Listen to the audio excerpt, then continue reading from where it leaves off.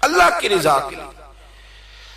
حضرت سیدنا عثمان غنی رضی اللہ تعالیٰ عنہ نے نا سیدہ عائشہ صدیقہ رضی اللہ تعالیٰ عنہا کو نا ایک ملازمہ دی تھی، خادمہ کا، اماں جی یہ آپ کے کام کاج کر دے گی سارے، یہ آپ کو بہت ساری جو چیزوں کی ضرورت ہوگی فراہم کریں گی، کپڑے دھویا کریں گی، جھاڑو دیں گی، روٹی پکا کے۔ ایک خادمہ دی، کنیز دی۔ وہ کنیز کہتی ہے کہ میں تو گئی تھی حضرت عائشہ کی خدمت کرنے، اور وہاں منظر یہ تھا کہ جناب عائشہ میرے بھی سارے کام کر دیتی تھی۔ وہ روٹیاں پکانے کھڑی ہوتی تو 2 روٹیاں مجھے بھی پکا دیتی، وہ کپڑے دھونے کے لیے کھڑے ہوتی تو کہتی لا تیرا دوپٹہ میں بھی دھو دیتی ہوں۔ وہ میرے سارے ہی کام کر دیتی، لیکن جب کوئی دروازے پہ بھیک مانگنے آتا نا تو جناب عائشہ صدیقہ مجھے پیسے دے کے کہتی جاؤ اسے دے آ۔ تو میں عرض کرتی کہ اماں جی سارے کام آپ میرے بھی کر دیتی ہیں، اور جب باہر کچھ دینے کی باری آتی ہے تو آپ مجھے بھیجتی ہیں، تو اس میں کیا حکمت ہے؟ تو جناب عائشہ صدیقہ رضی اللہ تعالیٰ عنہ کی سوچ دیکھیں، پھر لوٹیں میرے دوست، دیکھیں ہماری اماں ہماری تربیت کیسے کرتی ہیں، دیکھیں ان کا انداز فکر کیا ہے سوچنے کا۔ جناب عائشہ صدیقہ رضی اللہ تعالیٰ عنہ فرمانے لگی جب تو باہر جا کے اس کو خیرات دے گی نا تو وہ تجھے دعا دے گی، تو وہ سمجھے گی کہ یہ مجھے دے رہی ہے، وہ دعا بھی تجھے ہی دے جائے گی۔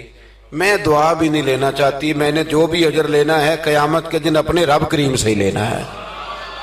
میں چاہتی ہوں کہ دعا بھی تو ہی لے لے، میں دعا والا۔ یہاں تو 36 مرتبہ شکریہ ادا کرنا پڑتا ہے، 36 مرتبہ۔ فلانا آیا اس کا بھی شکریہ، فلانا آیا اس کا بھی شکریہ، فلاں صاحب آئے ان کا بھی شکریہ، اتنے شکریہ ادا کرنے پڑتے ہیں۔ اور ہمارے تو دیہاتوں میں لوگ کہتے ہیں نیکی تے میں کراں پر ایک کڑا نہ نیکی کر دینے۔ میں کہ چلو انہوں نے کہنے ہیں تساں نیکی کیتی تواڈے اشتہار چھپوا دینا، بندہ بڑا چنگا بھی میرے نال نیکی کر گیا، اس کے پوسٹر لگنے چاہیے۔ نیکی کس کے لیے کی تھی؟ بولیے سارے بولیے۔ تو اللہ کو بتانے کی ضرورت ہے۔ ہمارے ہاں تو ختموں میں بڑا برا حال ہوتا ہے، ایک لسٹ دی جاتی ہے بڑی لمبی، مجھے بھی ایک جگہ لسٹ دے دی، اس پہ لکھا تھا کہ 5000 قرآن پاک پڑھا ہے، حالانکہ مرنے والے کا اپنا بیٹا ایک سپارہ بھی نہیں پڑھتا، وہ ایک سپارہ بھی نہیں پڑھتا۔ 5000 قرآن پاک، اتنے لاکھ درود شریف۔ تو میں نے دعا شروع کی تو میں نے کہا کہ یا اللہ جو پڑھایا جانے والے کی روح کو بخش دے۔ تو بعد میں مجھے وہ کہنے لگے پیر صاحب آپ نے بتایا ہی نہیں کیا کچھ پڑھا تھا۔ میں کہنے دسنا ساجے، کس کو بتانا تھا؟ ثواب کس نے دینا ہے؟ اس کو ضرورت ہے بتانے کی؟ معاذ اللہ، آپ کیسی بات کرتے ہیں؟ یعنی یہ ثواب بھی اب بندوں کو بتائیں گے؟ پھر جی یہ 50,000 روپیہ میں اپنے ابا جی کی طرف مسجد دینے لگا ہوں تو یہ ختم میں یہ بھی اعلان کر دیں۔ اچھا جناب، ابا جی آپ کو کیا دے گئے؟ کہنے لگا 2-4 ایکڑ زمین بھی، کاروبار بھی، پیسے بھی۔ تو میں نے کہا اس نے بھی مسجد میں اعلان کرایا تھا کہ بغیر اعلان کے دے گیا ہے؟ نہیں، وہ تو بغیر اعلان کے دے گا، تو اس میں سے 20,000 دے رہا ہے، اس کا بھی اعلان کرا رہا ہے۔ اور قاری صاحب بیچارے کئی دفعہ خطیب صاحب الجھ جاتے ہیں، اس لیے کہ جب وہ 1000 روپیہ دینے آتا ہے تو کہتا ہے صحیح کر کے دسیا دے محمد بشیر دکھن علامت بندے پہاڑ والا سمجھ لیں، صحیح کر کے بتانا، ہنسنے کے لیے نہیں رونے کے لیے بات کر رہا ہوں۔ یہ اتنا برا حال ہو جائے گا ہمارا، کس کو بتاتے پھرتے؟ اور میں نے دیکھا نوٹ کھول کر لوگ لے آتے۔ اس طرح نہ کریں، نیکیوں کو چھپائیں۔ چھپی ہوئی چیزیں قیمتی ہوتی ہیں، یہ قیمتی چیزیں ہوتی ہیں، یہ قیمتی ہوتی ہیں۔ حضرت عبداللہ ابن مبارک بہت بڑے درویش گزرے، عالم بھی تھے، صوفی بھی تھے، درویش بھی تھے، حدیث کے بہت بڑے استاد بھی تھے، اور جو صوفیاء سابقون الاولون ہوئے ان میں آپ کا نام ہے۔ آپ نہ اکثر اپنے کوفے کے علماء سے استفادہ کرنے کے لیے نہ کوفے آیا کرتے تھے۔ ہر شعبے میں کچھ لوگ اسپیشلسٹ ہوتے ہیں، تو علماء کے شعبے میں بھی کچھ لوگ اسپیشلسٹ ہوتے ہیں۔ یہ الگ بات ہے کہ آج کل جو ایک عمرہ کر رہا ہے وہ مفتی ہوتا ہے، اور اگر حج کر رہا ہے تو پھر تو شیخ الحدیث ہے، وہ کہتا ہے سارے مسئلے اب میں ہی بتاؤں گا، اور دو کی کتابیں پڑھ لے تو پھر تو کہتا ہے مولویوں کی پتہ ہوئے، سارا پتہ تو مجھے۔ اللہ تعالیٰ سمجھنے کی توفیق دے۔ حضرت عبداللہ ابن مبارک جاتے تھے کوفے کے علماء کے پاس، اور وہاں جا کر کے ان سے استفادہ کرتے تھے۔ اب تو ہوٹل بن گئے ہیں، آپ جس ملک میں جس ایریے میں جاتے ہیں ہوٹل بک کر دیا جاتا ہے، اب وہاں قیام کرتے ہیں۔ اس زمانے میں یہ طریقہ نہیں تھا۔ مسجدوں کے ساتھ لوگوں نے مہمان خانے بنائے ہوئے تھے، وہاں جا کے لوگ قیام کرتے تھے، کھانا پانی مسجد میں لوگوں کو پتہ چلتا تھا مہمان آ گیا، وہاں لوگ کھانا بھیج دیتے تھے۔ حضرت عبداللہ ابن مبارک رحمت اللہ علیہ اکثر اس مہمان خانے میں کوفے جا کے رکتے۔ ایک نوجوان تھا، اس کو علماء کی خدمت کا بڑا شوق تھا۔ اللہ کے بندوں کی خدمت کا شوق لگ جائے تو پھر اللہ بڑی رحمت فرمایا کرتا ہے۔ اسے بڑا شوق تھا، وہ بڑی خدمت کرتا، آپ کے لیے کھانا لاتا، پانی لاتا، چائے لاتا، تکیہ پیش کرتا۔ بڑے مہینوں سالوں سے ملاقات رہی۔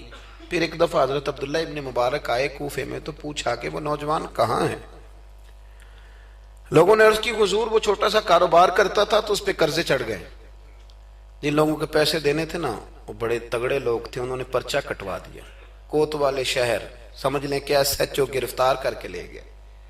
جب تک بندہ سخاوت کر رہا ہوتا ہے تب تک نہیں لوگ پوچھتے کہاں سے آئے ہیں، اور جب بندہ کہیں الجھ جائے نا تو پھر بندے کہتے ہیں اوہو بندہ ہی ٹھیک نہیں تھا۔ بڑے بڑے لوگوں کو نقصان ہو جاتا ہے کاروبار میں، یہ کیا بات ہوئی؟ حضرت عبداللہ ابن مبارک کو پتا چلا۔ ویسے آج کل کا کوئی پیر ہوتا تو وہ پیر صاحب پتہ کیا کرتے ہیں، جب تک مرید جھاڑو دیتا رہے پھر تو وہ کہتے ہیں میرا منظور نظر ہے، لیکن اگر قرضے چڑھ جائیں تو کہتے ہیں اس کا ذاتی معاملہ ہے، میں ذاتی معاملات میں مداخلت نہیں کرتا۔ تو جب تیرے گھر میں 6 درجن کنوں لے کے آتا تھا تب ذاتی معاملہ نہیں تھا، اب ذاتی معاملہ ہو گیا ہے۔ اسی طرح کام لیڈر کرتے ہیں، کام کراتے رہتے ہیں سیاستدان، اور اگر بندہ الجھ جائے تو کہتے ہیں اس کا ذاتی معاملہ ہے۔ تو جب دفتر کھلوا رہا تھا تب ذاتی معاملہ نہیں تھا۔ ہمارا یہ مزاج ہے کہ ہم تباً انسانوں سے نفع لینا چاہتے ہیں، لالچی ہوتے جا رہے ہیں۔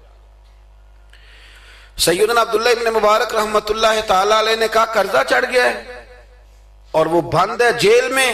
آپ گئے، جا کے کوتوال سے ایس ایچ او سے ملاقات کی، فرمایا ماجرا کیا ہے، معمہ کیا ہے؟ وہ کہنے لگا حضور بچہ بے قصور ہے،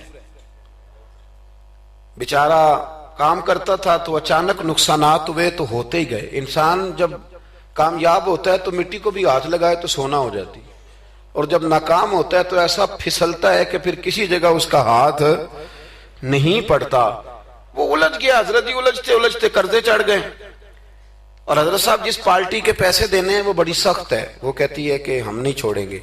حضرت عبداللہ ابن مبارک رحمت اللہ تعالی علیہ فرمانے لگے پیسے کتنے؟ کہنے لگا 50,000 دینار، آپ سمجھ لیں کہ 5 کروڑ روپیہ۔ تو حضرت عبداللہ ابن مبارک، توجہ ہے نا میری بات پہ، تھک تو نہیں گئے آپ لوگ؟ حضرت عبداللہ ابن مبارک رحمت اللہ علیہ فرمانے لگے اگر تو میری ایک شرط پوری کرے تو میں پیسے دے دیتا ہوں۔ میری طرف دیکھیں، کہانی تو نہیں نہ سنا رہا میں، آپ ذرا غور تو کریں کیا کہہ رہا ہوں۔ یعنی 50,000 دینار۔ فون بند کر دیتے ہیں لوگ اگر آپ کو پیسوں کی ضرورت پڑ جائے تو، لوگ فون بند کر لیتے ہیں۔ ویسے کہتے ہیں چودھری کو حکم ہوا تو دسی، اور جب وہ بتا دے پھر چھٹی۔ 50,000 دینار۔ حضرت عبداللہ ابن مبارک رحمت اللہ علیہ فرمانے لگے میری ایک شرط پوری کر، پیسے میں دیتا ہوں۔ اس نے کہا حضور 50,000 دینار ہیں۔ فرمایا میں نے سن لیا ہے پر میری شرط پوری کر۔ اس نے کہا حضور وہ کیا؟ آپ فرمانے لگے اس نوجوان کو بتانا نہیں اس کے پیسے کس نے دیے، پیسے میں دے دیتا ہوں۔ اس نے کہا حضرت جی اسے نہیں بتانا۔ آپ فرمانے لگے اس کے لیے نہیں دینے، میں نے اللہ کی رضا کے لیے دینے، اور جس رب کے لیے میں نے دینے ہیں اسے بتانا نہیں پڑتا، وہ تو دلوں کے حال جانتا ہے، وہ تو علیم بذات الصدور ہے، لہذا بتانا نہیں۔ اس کو پیسے دے دیے۔ نوجوان نے بڑی منت کی کوتوال کی، یار اتنے بڑے پیسے کوئی دے گیا، کوئی 10 روپے تو نہیں دینا، اس محسن کا پتہ بتا، میں تو اس کے پوتوں کی بھی نوکری کروں گا۔ اس نے کہا میں مجبور ہوں، مجھے حکم نہیں، میں نہیں بتا سکتا۔ وقت گزر گیا، کوتوال بھی کہیں تبدیل ہو گیا۔ وہ نوجوان کہتا ہے عبداللہ ابن مبارک بوڑھے ہو گئے، اب گھر میں رہتے ہیں، باہر نہیں آتے، زیادہ ذوف آ گیا، اب جس نے پڑھنا ہے کچھ استفادہ کرنا ہے وہ بھی گھر میں حاضر ہوتا تھا۔ اللہ اکبر۔ وہ نوجوان کہتا ہے جیسے جیسے میری عمر بڑھتی شوق بڑھتا کہ یار میرا محسن مجھے مل جائے، میں اس کے پیر ہی چوم لوں ایک دفعہ۔ اتنا عظیم آدمی۔ اس کے بعد کئی دفعہ حضرت عبداللہ ابن مبارک ملے بھی۔ نوجوان کہتا ہے وہ جب بھی مجھے ملتے میں انہیں کہتا بابا جی نیک تو آپ بھی بڑے ہیں پر بندہ تو وہ تھا نا جو میرے پیسے دے گیا۔ تو وہ فرمایا کرتے چل دعا کرنا اللہ مجھے بھی کوئی کام کرنے کی توفیق دے دے، دعا کرنا۔ وقت گزر گیا، 15 سال بیت گئے۔ ایک دن وہ کوتوال کہیں رستے میں مل گیا تو اس نوجوان نے نا سر سے پگڑی اتار کے پیروں میں رکھ دی. کہنے لگا تجھے اللہ رسول کا واسطہ میں کہیں شکریہ ادا کرنے سے پہلے ماری نہ جاؤں, میرے محسن کا پتہ تو بتا دے, ایک دفعہ بتا وہ کون ہے. وہ کوتوال کہنے لگا تو نے قسم ہی بڑی دے دی ہے, تجھے واقعی نہیں پتا وہ کون ہے, تو نہیں جانتا؟ کہا نہیں. کہنے لگا روز تو ان کی بغل میں بیٹھا ہوتا تھا, بعد میں بھی کئی دفعہ اکٹھے دیکھا. کہا کیا مطلب؟ کہنے لگے حضرت عبداللہ ابن مبارک. وہ نوجوان کہتا ہے میں اتنا تیز دوڑا کہ پگڑی گر گئی, جوتے ٹوٹ گئے, پیروں میں زخم ہو گئے, پر میں بھاگا کہ میں شکریہ ادا کروں. میری اجرت میری محنت سے زیادہ کیوں ہے؟ میرے محسن تیرے احسان سے ڈر لگتا ہے. کہتے ہیں دوڑا گیا, لیکن قربان جاؤں جب عبداللہ ابن مبارک کے گھر کے باہر پہنچا تو رش لگا ہوا تھا. میں نے لوگوں سے پوچھا کیا ہوا, تو کہنے لگے 2 گھنٹے گزرے عبداللہ ابن مبارک انتقال کر گئے, یہ ابھی 2 گھنٹے گزرے, یہ ابھی 2 گھنٹے گزرے, ابھی بے قدراں کچھ قدر نہ جاتی, کیتی خوب تسلی ہو, دنیا دار پجاری زر دے, کتیاں دے گل ٹلی ہو, بک بک روشن اکھیاں تکیو ویکھ حویلی کلی ہو, تے کوچ نصیر اساں جدوں کیتی پہ جانی تھر تھلی ہو. دنیا جمع ہو گئی, لوگ رو رہے ہیں. وہ نوجوان کہتا ہے کہ میں اندر داخل ہوا تو سفید کفن میں نے نورانی چہرے والا بابا لیٹے ہوئے دیکھا, اور میں نے پھر اپنی داڑھی ان کے پیروں میں رکھی, اور میں نے کہا بابا آپ نے تہجدیں کتنی پڑھی آپ جانے اور آپ کا رب جانے, قرآن کتنے ختم کی آپ جانے اور اللہ جانے, کتنے لوگوں کو علم حدیث دیا آپ جانے اور آپ کا رب جانے, پر جو آپ نے میرے ساتھ کیا ہے نا, مجھے امید ہے اس ایک نیکی کی برکت سے ہی رب آپ کو جنت عطا کر دے. یارو کوئی کام کرنا بھی تو اسے دکھا لینا, اس پر اس قدر زیادہ. تشریف رکھیں جی, اللہ خوش رکھے آپ کو. میں تو خدمت تھوڑی کرانے آیا ہوں, اللہ آپ کو بہت ساری عزتوں سے نواز. میری خدمت اتنی ہے کہ آپ میری کوئی ایک بات سمجھ جائیں, اللہ آپ کو جزائے خیر دے.